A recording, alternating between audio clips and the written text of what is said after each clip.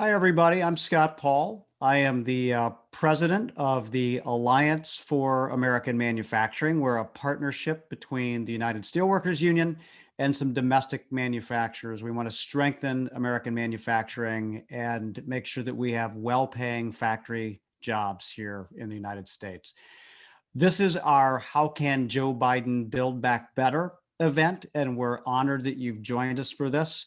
Over the course of the next hour, we will have conversations with a leading member of Congress, a member of the House Transportation and Infrastructure Committee, as well as with Thea Lee, who is the president of the Economic Policy Institute, and Tom Conway, who is the international president of the United Steelworkers.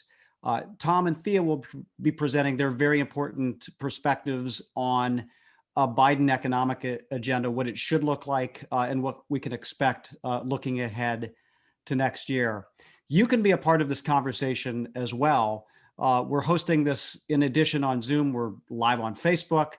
We've got a Twitter thread going with the hashtag #BuildBackBetter. And you can follow us along that way as well. You can leave some questions in the chat, and we've already collected dozens of questions from many of you. So thank you in advance for your participation. To kick us off, we'll have a pre-recorded interview with Congressman John Garamendi. Mr. Garamendi has represented a district in Northern California, and he has leadership positions on the House Transportation and Infrastructure Committee, as well as the House Armed Services Committee. He's been a staunch supporter of infrastructure investment, as well as for domestic preference laws that make sure tax dollars are going to U.S. workers and to companies that make their products in the United States, if there are tax dollars at stake. So let's kick it over to Congressman Garamendi for his comments. And then on the other side, I'll be back with Thea Lee and Tom Conway. Congressman Garamendi, thank you so much for joining our event today. I am delighted to be with you. You know, this is our favorite subject, so this is a great thrill to be spending time with you and all the folks that will be watching this program. You bet. And so congratulations, obviously, on your reelection. And I know you sit on important committees that are poised to make a difference in 2021.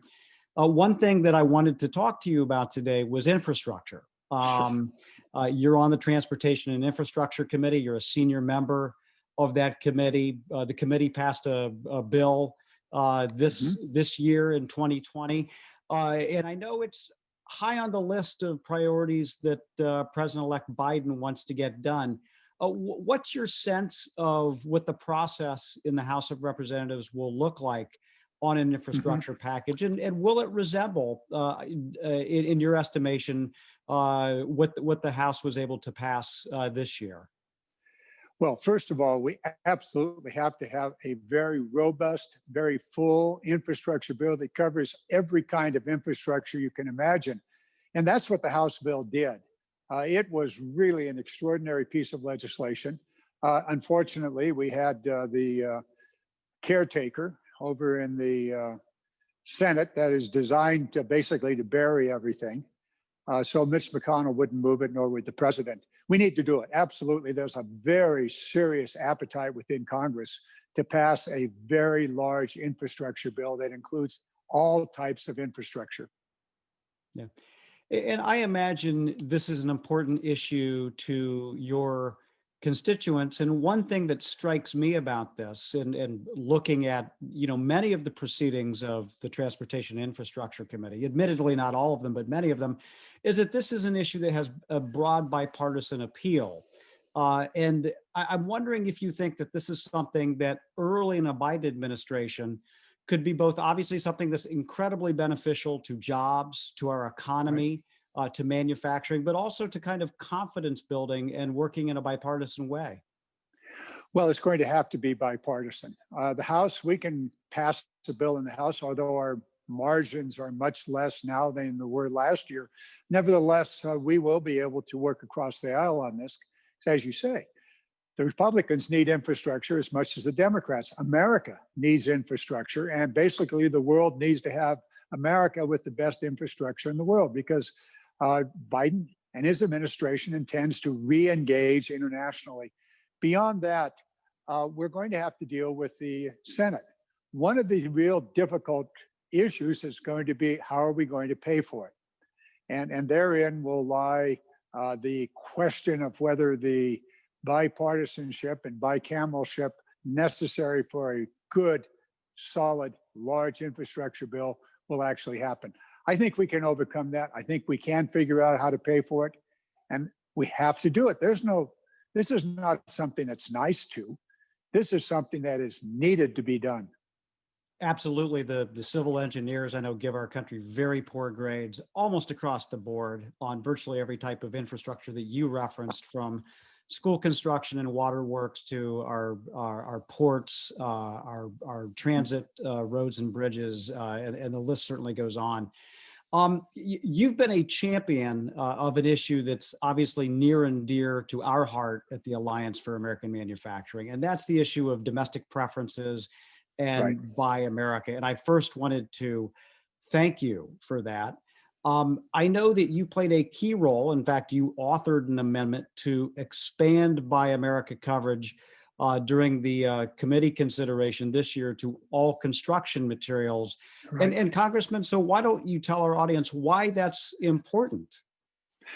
Well, it's critically important. We can build infrastructure and import everything from cement to steel and even the people to build it. No, we're going to buy American. We're going to make it in America. This is an agenda that we began more than a decade ago with Steny Hoyer and others. Make it in America means not just making the infrastructure, but making the things that go into the infrastructure. One of the things that we often ignore is the maritime infrastructure. The seaports, the wharfs, the ships. The American merchant marine has basically disappeared, except for the Jones Act, which are all the domestic ships. So one of the things we want to do in the infrastructure is to make sure that our maritime infrastructure, not only the wharfs and the ports, but also ships, we can do this. We have some bills in place. We call it the Energizing the American Maritime Industry. We're going to export a lot of oil and a lot of natural gas, LNG. Let's put it on American ships. If we say 5–10% of it, we'll build 30–40 ships in the next decade, next 15 years. That's an enormous amount of steel and pipes and pumps and electronic equipment, and we'll make sure that it's made in America. And so that entire supply chain that goes from the infrastructure, good, we've got ourselves a new highway.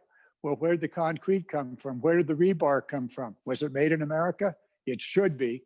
And similarly for the merchant ships of America. That's right. Tom Conway, president of the Steelworkers, Thea Lee, president of the Economic Policy Institute, are going to join us in just a little bit.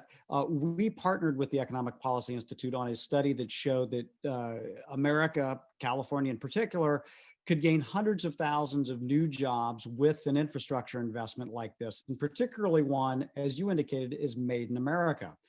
Now, Joe Biden, his Build Back Better plan certainly has a robust amount of investment that he's proposing in infrastructure and clean energy.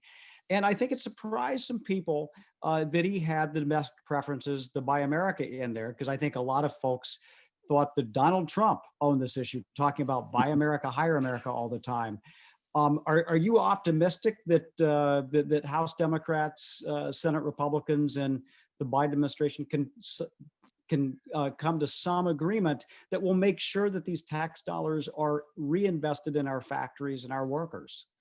Well, absolutely. We have no choice but to do it. I said earlier, it's nice to and need to. We need to do this because there are hundreds of thousands of jobs if we buy America. And Tammy Baldwin, Senator Baldwin, and I did a little research project.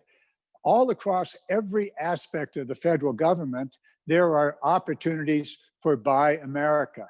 Certainly agriculture.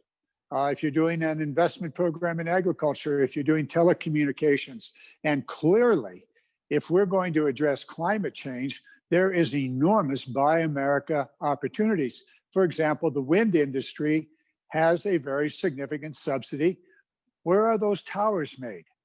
Where is the equipment, the gears, the other equipment that's within the turbine? Is that American made? Well, they're using our tax money with that subsidy to build those things. Similarly with solar.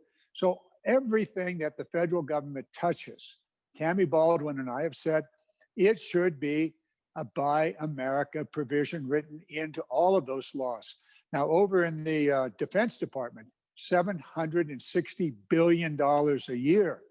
I'm the chairman of the Readiness Subcommittee, responsible for 1,100 military bases around the world. The Buy America provisions really do not exist in much of the military. With Congressman Norcross, we're building into this year's National Defense Authorization Act a very full Buy America provision. So if we're going to go and we're going to rebuild a base, put in a new landing strip somewhere, then it's going to be made with American-made construction material with American workers. So there's a lot of opportunity here all across the federal government. Fortunately, Biden is there. Trump talked about it. He didn't do it. Biden is going to get it done. His Build Back Better includes all of these kinds of activities. Buy America. Well, we know that you will be pressing the administration and your colleagues to make sure that we strengthen these important provisions. And I was hoping you could share with our audience one anecdote that I know that we've both been involved with for, I guess, more than a decade now, and why it's so important, because there was a huge missed opportunity just right at the doorstep of your congressional district, not too far away, with the San Francisco-Oakland Bay Bridge. What happened there, Congressman?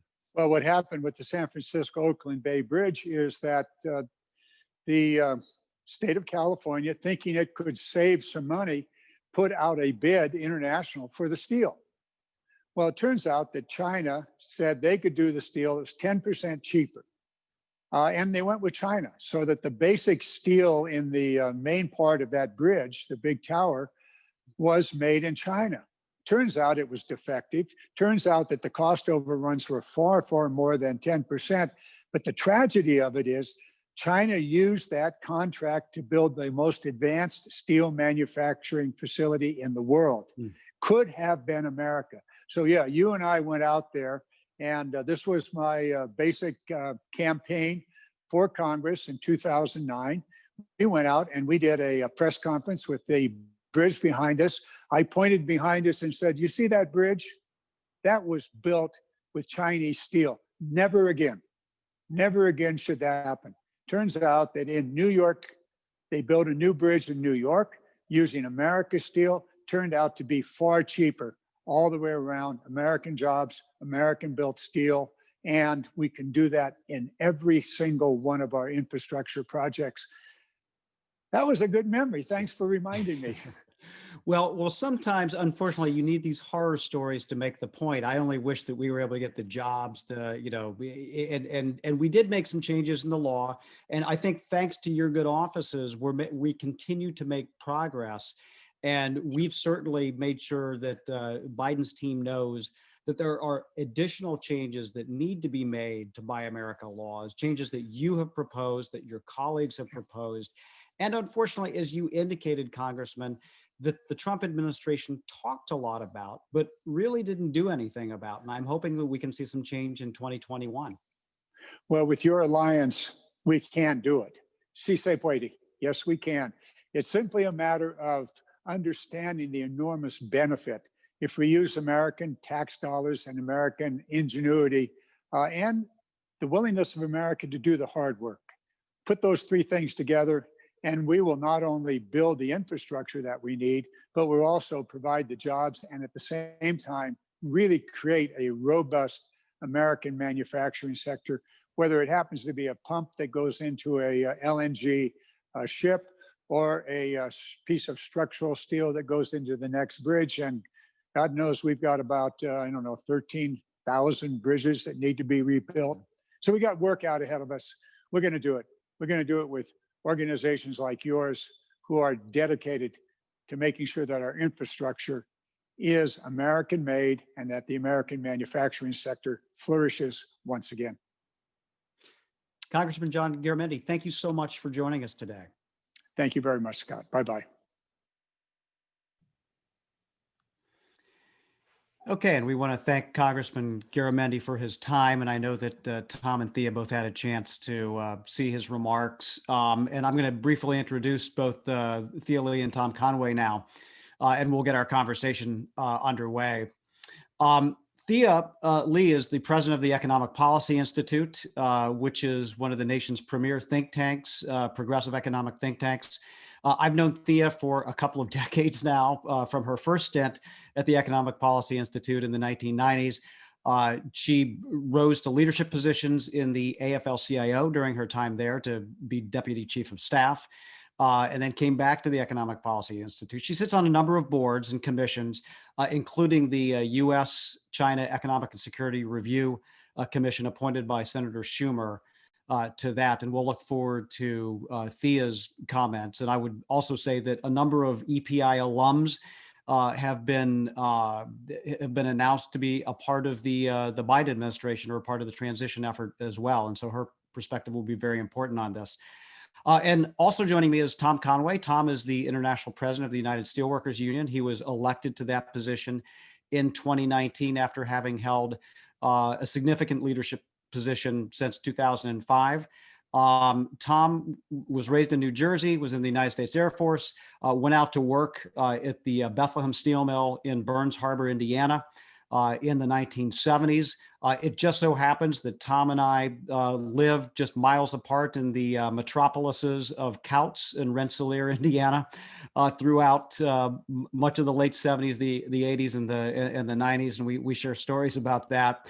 And Tom was instrumental not only in the creation of the Alliance for American Manufacturing, but also in the Institute for Career Development, which provides skills and training opportunities for steelworker members in a way that's collectively bargained with some of their employers. And so I'm grateful for them to spend a little bit of time with us today. And I'll turn to Tom first with a question. And this was something that was actually echoed by a couple of folks, Mark Roa and Carl Caruso, who offered questions as well.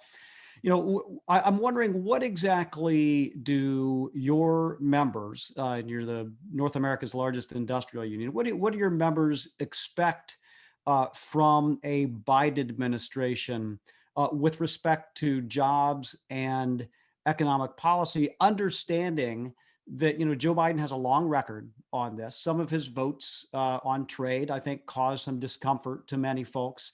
But in your conversations with the president-elect himself, and also knowing some of his policies, what should steelworker members expect to see in 2021? Look, I think there's been, for a lot of economists and a lot of people, they've sort of changed their mind on where they were on the whole question of globalization some time ago, and have come around, frankly, to understand that giving money to rich people and hoping it trickles down, we've watched that show over and over. It's not working. And I believe Joe Biden is in the same frame of mind now. He does understand that we've got to grow this Main Street first, and then our economy will thrive. So I think that's what's behind his discussion about infrastructure, about a clean carbon economy that also weaves together with infrastructure. The two run hand in hand.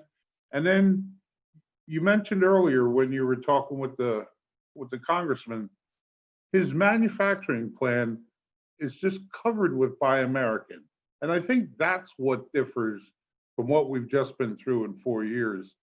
And rather than sort of a tariff plan that really didn't solve the problem and alienated a lot of important allies, a Buy American plan really is about making America first. So if you're going to invest your tax dollars, I think Americans have a right to expect that their own tax dollars are going to go in to support their own economy and their own citizenry, and they're going to get the value and the jobs out of it rather than it goes somewhere else. So I think broadly that's the expectation.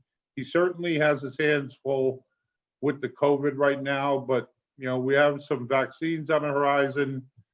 We get a distribution plan, and hopefully at this time next year, we're better off, and we're moving forward in that regard. But I think the infrastructure plan is just, this is sort of common sense. If our infrastructure in America is old, if your engine is old, you've got to invest in your engine, or you're not going to drive to work in the morning. So it's time for America to invest in itself, and it's going to take some money, and we shouldn't worry too much about it, because the efficiencies we gain will come back into it. Yeah. And before I get to Thea, just a quick follow-up on that, Tom, because I think that Trump did take action, as you referenced, with respect to the tariffs. But what are things like now in steel mills, or more broadly in some of the industries that are steelworker represented? Manufacturing is still struggling, and we're still down 650,000 jobs that were pre-pandemic, and manufacturing was struggling prior to the pandemic. So there's sort of a mystique out there about what that administration was doing for jobs. Immediately following the tariff, there was a lift up in prices, and sometimes companies can run prices up so high that they'll attract people in who say, well, I'll eat the tariff, I'll pay it, and they'll go in. And so, for a 4 or 5 month period, they enjoyed a lot of good pricing. Then it collapsed. And prior to the pandemic, the steel industry and others weren't doing so well. Now, very recently here, prices have begun to sort of come up, and we'll see how well they hold and if they'll stick. But manufacturing, has been struggling. And today's announcement of another 712,000 new claims, on top of 10 million people, those are desperate numbers in America. And they're not just all service jobs; they are manufacturing jobs, and hopefully they'll get called back. But it's not happening quickly, and we're seeing a lot of permanent closures and permanent shutdowns. And that level of unemployment is going to cripple our economy if we don't get our hands around it and get cash into the streets quickly. Thank you, Tom. And let me build off of that to ask Thea and welcome her into the conversation. And Thea, thank you so much for joining us. In addition to the obvious employment deficit that we're facing right now, I know for a long time, economists at the Economic Policy Institute and broader coalition have been concerned about widening income inequality, because if you look at the stock market, you wouldn't anticipate what Tom was talking about today.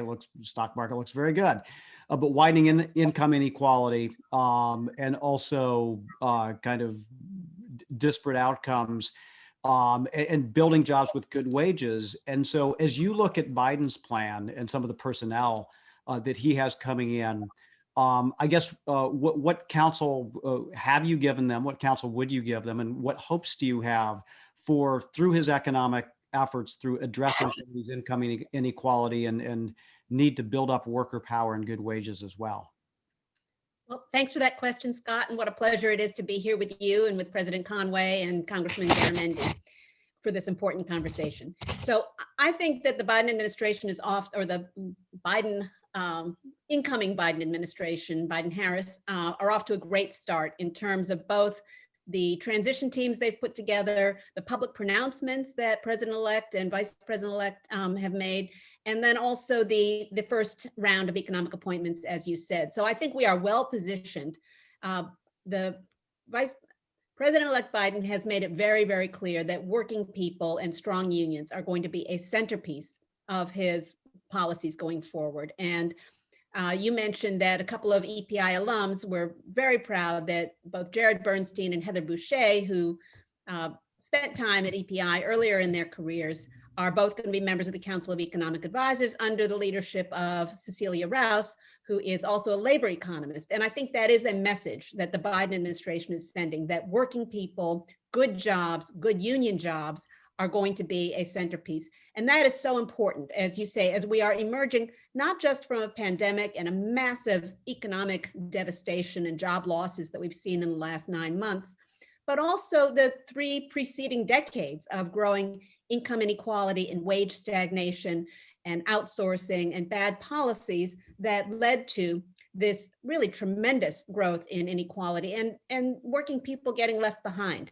But the pandemic, in some ways, rebuilding, once we become healthy again and we can get the virus under control and hopefully we have a vaccine, we are going to need to invest a lot in the recovery and in creating some good jobs. The federal government has the capacity to do that at scale.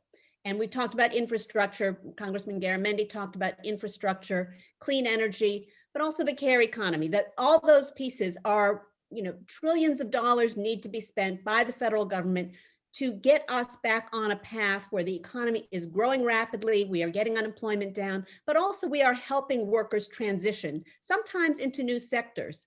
So I think the connection between industrial policy and good jobs and Buy American is really important going forward. And I think that there's the potential to build a durable, maybe even bipartisan political support for these ambitious investments. And I hope the country can come together to do that, because we desperately need it. We needed it before the pandemic, and now we are in the middle of a strong economic crisis. If the federal government doesn't step in at scale, we could see, many, many years of low wages, economic misery that is avoidable and unnecessary. Thank you so much, Thea. I couldn't agree more. And we also know from our experience with the Great Recession that some of the tools that the Obama administration was able to use with respect to income support had the biggest bang for the buck, much better than tax cuts or other types of mechanisms. And close behind was actually the infrastructure investment that they made that was able to return a lot to the economy. And I'll get back to you with a question on that in a minute. I wanted to turn back to Tom though, and focus specifically on steel, because I'm glad you mentioned what was happening in steel mills. So with respect to infrastructure, obviously there are tangible benefits to commuters who have, by reducing congestion or who more mobility through transit infrastructure, more efficiency at our ports, better broadband speeds and better broadband access seems more important than ever now with all of this remote and virtual business and educational activity that we have going on. But infrastructure can play a major part in kind of revitalizing and boosting the prospects for American steel mills if it's done the right way. Just how big of a deal is getting a big infrastructure investment for the mills that you and the steelworkers represent? If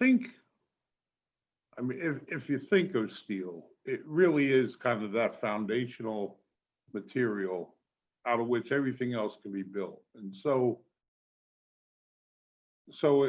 the right infrastructure bill will be just sort of tremendous to steel. And the Golden Gate Bridge has 88,000 tons of steel in it and 80,000 miles of cable within the 2 cables that hold it up. And so we have bridges not of that scale, but our nation has crumbling bridges, dams, waterways, and locks. And everywhere you turn, we have an aged infrastructure that needs a serious rebuild of it. But it doesn't stop just at steel. So our electrical grid is old, its yield drops are significant across it. It needs an upgrade. So that involves a lot of copper and a lot of steel and a lot of wire and a lot of fiber optics and a lot of glass. And in all of those areas, there's just this tremendous overcapacity that comes out of Asia that people want to grab because it's cheap. And you know, the discussion earlier about the Bay Bridge is really fundamentally exactly true. I mean, if you think that you're going to pay someone 25, 28, $30 an hour to work on that project, and it's going to take 3 or 4 years, but you're going to go to China and pay $9 a day for that set of skills, that's really exploitive, and it's just not good for your own economy. So, look, we have a chance to still build in a set of skills. We have a chance to train a generation that will then possess those skills personally, and they can carry them with them. And infrastructure will give us the boost we need to build back, to build clean, to build good jobs, and put these mills. Right now, they're running at 72% capacity. America can make about 100 million tons of steel a year, and there's no reason we shouldn't be running at a full capacity. I mean, it doesn't make any sense. But you know, here's we find ourselves because of the way that we allow our markets to be open, and we have sort of no plan about it. We don't. If you want to talk about an industrial plan, people get nervous about it. But it's crazy not to have a plan that involves who can come into your country with what and when they can come in, and sort of the idea that, well, there'll be room for it, but let's make sure that everybody here is working first, and they're taken care of, and we're using our own tax dollars to benefit our own citizens. In this country, there will always be a place for a level of imports, but I don't think it ought to be supplanting us, and it ought to be supplementing us. That's the key difference here. Yeah, so I'm glad you articulated that, Tom, and I wanted to follow up with a very practical political question. Like, I have no doubt, I don't think that the House of Representatives can pass something big on this. In fact, they did this year, as I think Congressman Garamendi indicated. Right. You know, I look at next year, I'm concerned about the Senate, because I think Biden will propose something ambitious as well. You know, you all have a lot of members in Pennsylvania, Ohio, Indiana, Alabama. Right, there's 1, 2, 3, 4, 5, 6 Republican senators in those states. I mean, what are you going to say to the Republicans on this in order to kind of try to advance this? Because I do think that it's obviously going to take some effort in the Senate to push this through as well. Look, all of those states, if you think of Indiana, Pennsylvania, North Carolina, Alabama, and Texas, 9 out of 10 of those senators are Republicans. And in each of those states, this is going to mean a lot of work. It's going to put people back to work. It's going to keep those mills thriving. So I guess they can play around and try and impede an infrastructure bill, but then explain in their own states why they're not allowing those mills to run at full capacity and open up and run. And this actually ought to rise above politics. If America is on the cusp of rebuilding its infrastructure, it's an American issue. And the mills in their states will benefit and will run, and so will those workers, and so will those communities. So those 9 out of 10 senators are going to need to think long and hard about whether they're going to stick with I think the congressman called them the gatekeeper. I think of it more as the crypt keeper. But if they're going to stick with that and not step forward and do what they ought to do on behalf of the country and the states that they represent, so I think they can't hide from this. And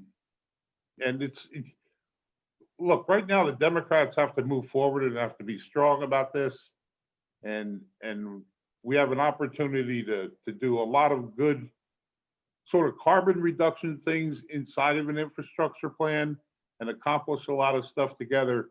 And the Democrats have to realize, or the Republicans have to realize that this really is a way to put the nation on a good footing. Thanks, Tom. Thea, another issue that a President-elect Biden will face when he's sworn in is the trade relationship with China.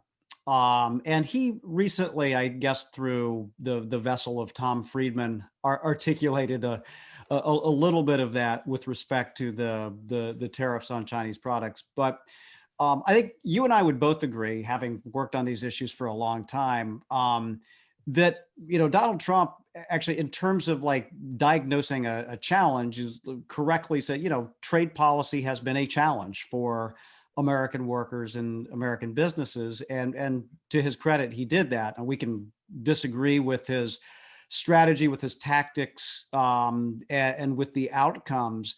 And at the same time, you can say Joe Biden, the first time kind of didn't get this right. I mean, back in 2001, but he wasn't alone. I mean, I think, that's where most national Democrats were at the time. What are you hoping a Biden administration trade policy, particularly as we look to rebalancing the relationship with China and making sure we have a level playing field and can enact all the goals that Tom mentioned with respect to a cleaner economy and better paying jobs? What do you hope it looks like, and what have you counseled them as they're putting together their plan? Well, thank you, Scott. That's a big question. And I think what I would agree with you that the Trump administration raised concerns, but then didn't solve them. And what we need, I came up with this, is a reset, but not a retread. I don't want to go back to what we had before, but we do need to figure out for us, for the United States, what are the global rules that we and the rest of the world need to balance international competition with our domestic priorities: good jobs, a healthy recovery, fairness, safe consumer goods, addressing climate change. And we need to rebuild alliances, which is something that we haven't done. And I would say the big issue for us can and should be currency realignment. That, the United States, I think we've sort of come into there's both a rhetorical free trade knee-jerk set of policies that both Democrats and Republicans for many decades have been complicit in. That is just like, well, it's the free market, there's nothing we can do. And yet, if we don't get our prices right, if we don't get the price of the exchange rate right, then we're not going to be able to address that. I also believe, when we think about the medium and long term, that workers' rights is a really important priority for the United States. And it's partly, that doesn't solve a lot of problems in the short run, but what it does is it's about creating the kind of global economy we want to live in, we want to work in. We don't want American workers to be in direct competition with slave labor or child labor or workers who don't have the right to organize a union or bargain collectively. And so those are, I think, some of the key issues, but they're all connected. I mean, I think, we talked about Buy America, and our trade policy right now is very constricting. Trade policy is an obstacle to us doing a lot of the things we want to do with respect to industrial policy or procurement policy. And so we need to, in the short run, we can certainly close a lot of loopholes. And I think somebody mentioned that in the chat, that we have Buy America policies in place, but we have, it looks like Swiss cheese right now. There's so many exceptions and loopholes and waivers of those requirements. So I think on day one, the Biden administration can start to tighten up on how we use our Buy America policies. And then on day 100 to day 365, we can go back into the multilateral rule setting and try to renegotiate or reset priorities or show up, for the US to show up in the global rules setting with workers' interests and good jobs at the center of our trade policy, and not multinational corporate profits, which I think is how we've done it in the past. And let me just say one more thing too, that, in terms of our China policy, we've run these massive lopsided bilateral trade deficits, including in critically important sectors like advanced technology. And as Tom said, we have the Chinese government has invested heavily and subsidized a lot of key industries, including steel, so that we have global excess capacity. And so we need, the Biden administration, I think, needs to address some of those concerns and the unfair trade practices that China has engaged in very systematically. So it's partly a question of recognizing the leverage that the United States has by virtue of this imbalanced trade relationship, but then using it much more strategically and effectively than has been done in the last 4 years. No, I'm glad you mentioned that, Thea, because I think that currency was something. I mean, I think Trump was willing to apply it from a trade law perspective, and again, to their credit, we'll see how that works out. That those are specific cases and not a macro policy, and trying to get that right, I think, will be very important. And as I look at Jared Bernstein and some others, I think there are some who been announced already who I think understand that connection. And obviously you and your colleague, Rob Scott at Economic Policy Institute have been working on this for some time. You also mentioned Buy American. I'm going to ask Tom about this, because I think that, there's a lot of focus on Biden resetting the relationship we have with our allies on Buy American. And so there, like, for instance, there's no question, I think people are well aware that there's a complete imbalance in our access to China's market. China's not even a member of the government procurement agreement. We are. But then it's a little more surprising when you say, like, the EU or others, yet there's a lot of evidence that while they have a substantial amount of procurement, very little of it in effect is open to U.S. firms competing for it. Whereas in U.S. procurement, there's a lot that's open to federal procurement. So how are you going to advise Biden to kind of square this concern that allies are going to have, that they're being beat up on, with the fact that we really haven't defended our own interests? And why is it going to be important for Biden to keep his Buy American pledges as we move ahead with infrastructure and clean energy and these other investments that he's contemplating in 2021, Tom? Look, he's got a challenge on his hands here, because it just has not been reciprocal. And countries who we think of as allies and friends have some pretty significant restrictions. I mean, we've struggled with Canada. When you think about trade and exploitation, you don't think of a nation like Canada that's exploiting labor or causing environmental havoc.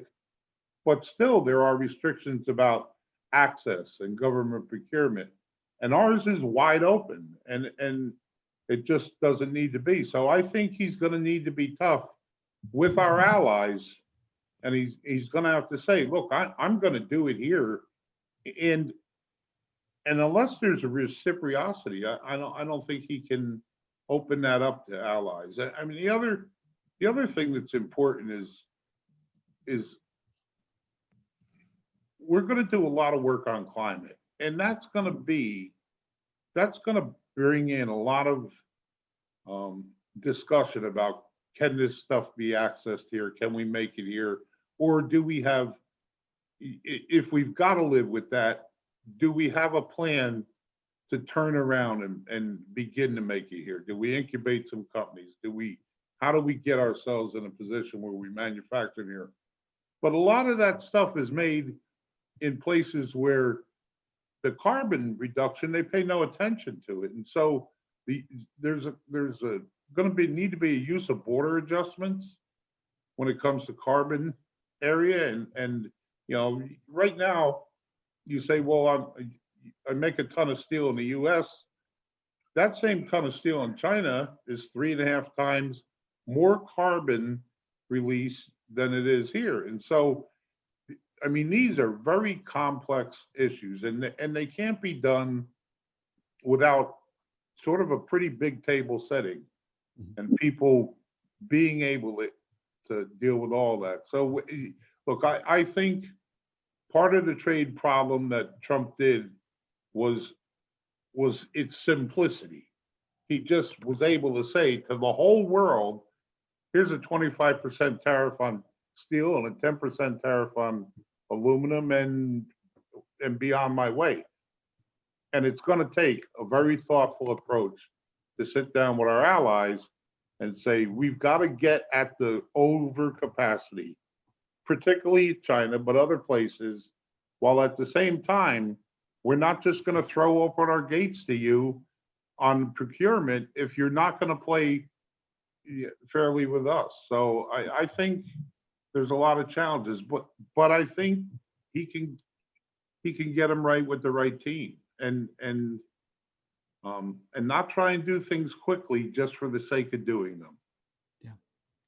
Yeah, I appreciate that, and I'm going to ask Thea to join this thread, and also to expand on in the trade sphere. I like the way you said it: reset, not retread. Mhm. So, but to expand on that and kind of what that means. You articulated something on currency, but also with respect to negotiating priorities and how you go about shaping your trade policy. Because even though I think labor had a seat at the table in the Obama administration, it was mostly like, here's what's going to happen. Can you get behind it, rather than shaping it necessarily. It was very Wall Street influenced. But what needs to happen this time, so that not a retread, so that we truly do reset it in a way that's going to work for working people in the United States?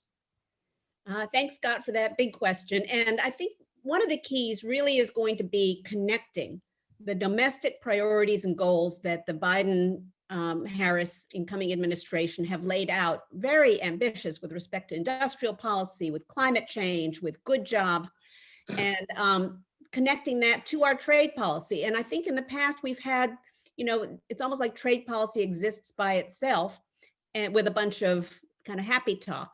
But one of the things that President Conway mentioned, I think, is really important too, because it goes to that, which is around climate change, and that trade policy can either be our friend or our enemy. And that if the United States is committed, as we should be, to taking dramatic, important, substantial steps to address climate change and to reduce emissions, we can't do that if we don't have trade rules that are supportive of doing that. And in particular, we need to be able to adjust at the border, so that, as President Conway said, we don't reduce our emissions and then end up importing dirty steel or manufactured products from other countries that are moving more slowly. That is counterproductive in every way. What it ends up doing is, first of all, increasing global emissions, so you don't achieve any of the goals that you have. And second of all, it's going to reduce the political support for taking dramatic steps on climate change, because people are going to see that we lost our jobs and imports replaced that manufactured. So I think that's a really good example of how trade policy needs to be the servant of our domestic policy goals around good jobs and strengthening the manufacturing sector. And I think all of us agree that a strong manufacturing sector needs to be nurtured in the United States. So there are domestic steps. It's not all about trade policy. We need to invest not just in technology, because I think in the past, one of the mistakes the US has made is we invest in technology and then we let the production happen somewhere else. And we lose out on some of the good energy that comes from manufacturing, the virtuous circle that comes from manufacturing in the United States, learning, workers gaining skills, and creating communities that can be supportive of high-tech manufacturing with good jobs, with good unionized jobs. And I think that's one of the reasons that unions are so important to manufacturing, is that unions provide that seat at the table for working people to make sure that they are part of that conversation. And I think, one of the things that we need to do also is, go back to the trade rules that we live with and find out which ones, like some of the limitations on Buy America protections and so on, are hurting us and standing in the way of our goals. So there's a lot of work to be done, but I think I think the Biden administration is on the right track in terms of connecting big, ambitious infrastructure, climate, and care economy, good jobs at home with a revamped trade and industrial policy. Yeah, I was going to say, it almost sounds like an actual industrial policy instead of just a narrative. So I'm going to do a lightning round now, because we do have some questions, but I'll go to Tom first. The question will be raised with Biden, because I hear them already. Well, the business roundtable, the others, get rid of the tariffs, get rid of the Section 232 tariffs. what's going to be your pitch to the president as to why they have to stay in place for the time being? Because if you get rid of them and you don't have something to, you don't have a plan in place, you're going right back to where you were. There was a genuine problem for those industries and for that steel industry and for the aluminum industry, and they were struggling. And so if you don't have, if you think about aluminum, for example, the number of smelters that we've closed in the last decade and a half is just staggering. We hardly don't melt aluminum in the United States anymore. And there's a way that we could do it cleanly.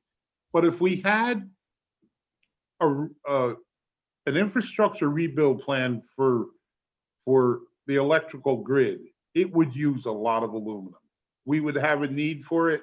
It should be made here. And so before a tariff is lifted on that, we ought to have in place, standing up, a rebuilding plan for our electrical grid that uses our own aluminum. And so I think the tariffs remain there until the work is done and we know that we've got a place for our own. And that will take, in some instances, we've lost those industries. They've all moved offshore. We have remnants of it left, like we had with PPE. We found ourselves that we had almost nothing left and had to quick try and figure out how to rebuild. That's true of so many things. And that's why this is going to be a long haul to force that rebuilding to take place before we go back to this sort of laissez-faire, you know, you all come in and take your place. And yeah, thanks, Tom. I don't know if that was a lightning answer, but well. That was the right answer. So, Thea, I'm going to combine a couple of questions to you and try to have them make sense. So we got a question come in about, and I'm going to frame this about rules. A lot of people say, well, it's better to have a seat at the table and be writing the rules than to have China write the rules. And so someone says, should Biden bring back the TPP? And someone else has talked about the role of the WTO. And I think this is an important question as well, because with border adjustability, other things, whether the WTO and the WTO appellate body are even functioning at this point. So what should we do about the TPP and the WTO in a lightning round, which is completely unfair, but I'm going to ask you anyway. That's okay, because we're old friends. I would say in terms of writing the rules, that was always the narrative around TPP, that we would write the rules and not China, but we wrote the wrong rules. And so I would say that in terms of bilateral and regional trade agreements, we should take a moratorium. We just don't, has not been a useful mechanism for us going forward. I would like to see the US go back to the WTO with a leadership role that is very different from the one we've played in the past, because there are a lot of things about WTO rules that are problematic for us. The WTO has not figured out how to address currency misalignment, but it needs to. The WTO doesn't address workers' rights violations. So even if a country is egregiously, systematically violating workers' rights violations, the WTO really doesn't know how to deal with that, hasn't dealt with it. The WTO needs to clarify that we can use border adjustments to address climate change, as we are all working towards these global goals around that. So I think there's room, and I think it's necessary, because I think that at the end of the day, the multilateral system is one that is important. That's the most efficient place for us to change things. I don't know if we'll succeed or not. It's been very difficult, but it may be that we need to move forward at the WTO with plurilateral agreements. That is, where countries that agree with each other can come together and make commitments on these important areas: worker rights, climate change, and currency. Yeah, thanks. I'm just going to ask you both the same question to conclude here, and kind of again consolidate some things that have come in. What do you think of the appointments that Biden has made so far, and what do you hope in terms of appointments that are going to come that could have an impact on this, whether, there's a manufacturing policy czar or, for USTR. Tom, you first. I mean, what kind of counsel, and I'm not asking for names here, but what kind of counsel have you given to the administration, and what have you seen so far that either gives you some hope or some, I guess, some eyebrows raised? Look, I am actually very encouraged by what we're seeing so far, and it goes to what Thea mentioned earlier. even Janet Yellen comes from a labor background. She's a labor economist. And so there is a focus on kind of a Main Street economy, that we've got to build this economy from the ground up and not the top down. And so I don't think you'll see at all the kind of massive tax cuts and hope that it got to someone other than share buybacks. And so I think that just the approach and the thinking of the EPI alum and the people he's putting in place sort of show you that this is going to be a worker-focused administration. And look, frankly, I've heard Joe Biden mention a union in one speech more times than Donald Trump did in 4 years. So he understands the value of collective bargaining, and I think understands that part of America's inequality in wage trouble has been the pressure on unions to sort of get rid of unions and take collective bargaining out of the hands of the parties. And because it works and it's something that does. So I think it's a union-friendly administration in all of its elections. I think personally, we've communicated to him, along with other industrial unions, how important the USTR position is to us. And we put forward, a candidate, and we think that has to be woven into everything that we talk about at the NEC, at every level that trade has to be, because it just permeates everything we do.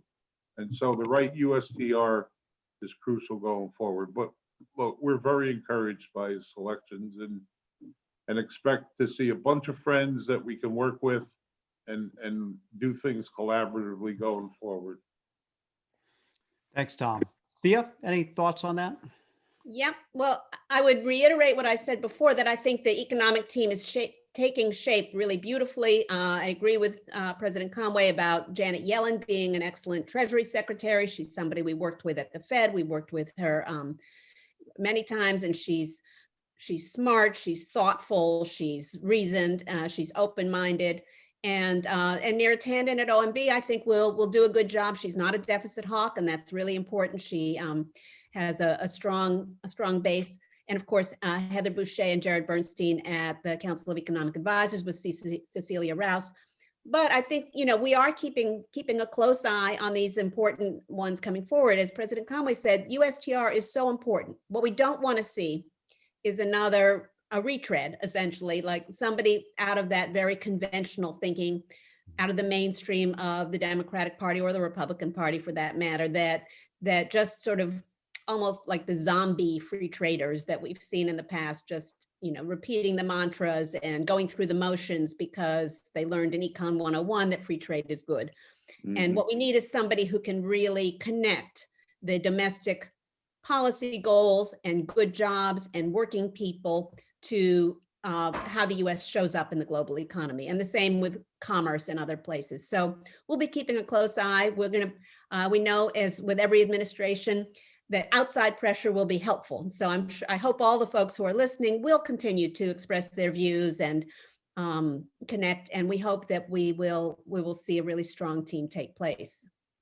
Great.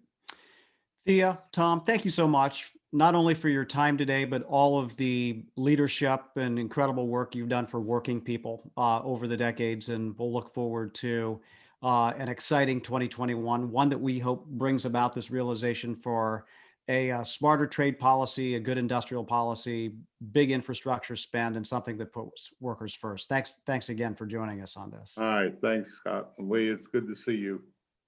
Thank you, Scott, so much. Thanks everybody for joining us. Thanks for joining along. We'll have this posted to YouTube and Facebook, and together we can keep it made in America. Thanks everybody. Have a great day.